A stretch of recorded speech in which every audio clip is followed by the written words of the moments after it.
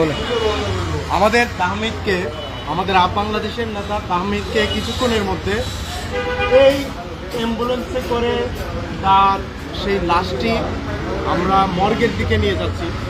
আমাদের তাহমিদকে গত রাতে নৃশংসভাবে বিএনপি কর্তৃক হত্যা করা হয়েছে।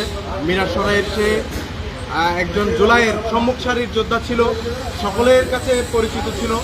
আমরা বাংলাদেশের তরফ থেকে এবং সারা বাংলাদেশের জনতার তরফ থেকে এই হত্যাকাণ্ডের বিচার চাই।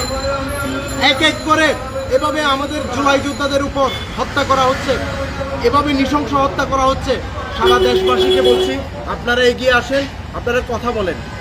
বাংলাদেশের এই নেতা, আমাদের এই সেই তাহমিদ আজকে আমাদের কাছ থেকে বিদায় নিয়েছে।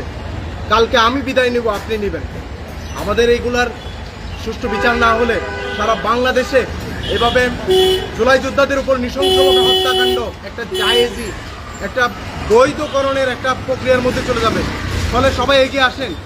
কেউ কেউ এটাকে নিয়ে রাজনীতি করতে চাচ্ছে, কেউ কেউ তার পেছনে এক ধরনের ট্যাবু তৈরি করে, ট্যাগ তৈরি করে তাকে দলীয়করণ করার মধ্য দিয়ে তার হত্যাকাণ্ডকে যাতে করে এটা মানে বিচারের মুখোমুখি না হয়, সেই জন্য তাকে রংচং মাখিয়ে রাজনৈতিক রংচং মাখার চেষ্টা করতেছে। এই ধরনের কোনো কিছু আমরা হইতে দিব না। সে প্রথম তার পরিচয় সে একজন জুলাই যোদ্ধা ছিল। হ্যাঁ, প্রথম পরিচয় সে একজন জুলাই যোদ্ধা।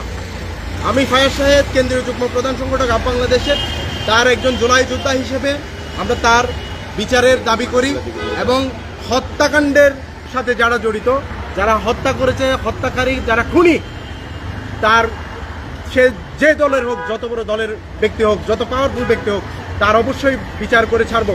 আমরা সারা দেশে, বাংলাদেশ সারা দেশে আজকে থেকে আগামীকাল সারা দেশে আমরা 2 দিন পর্যন্ত প্রয়োজনের টানা 1 মাস আমরা আন্দোলন সংগ্রাম করে যাব।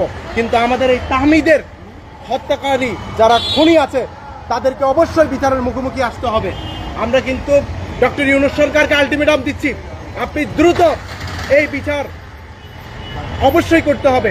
নির্বাচনের আগে আপনি নির্বাচন করতেছেন, কিন্তু এই যে জুলাই যোদ্ধাদেরকে প্রোটেকশন দিতে পারতেছেন না, তাদের নিরাপত্তা দিতে পারছেন না, আমরা কোথায় যাব? এটা তো আমাদের বাংলাদেশ, আমরা দ্বিতীয়বার স্বাধীন করেছি। সুতরাং আমার তাহমিদকে কেন হত্যা করা হয়েছে, সে কে বিএনপি, সে কি অন্য কোনো দলের, আমি সেটা দেখতে চাই না। আমি দেখতে চাই সে খুনিকে অবশ্যই আমরা বিচারের মুখোমুখি দেখতে চাই। এটার জন্য যদি প্রশাসন কোনো হেরফের করার চেষ্টা করে, তাহলে প্রশাসনকে মনে রাখতে হবে সেই জুলাইয়ের অভ্যুত্থানকে আপনারা স্মরণ করেন। আমার তাহমিদের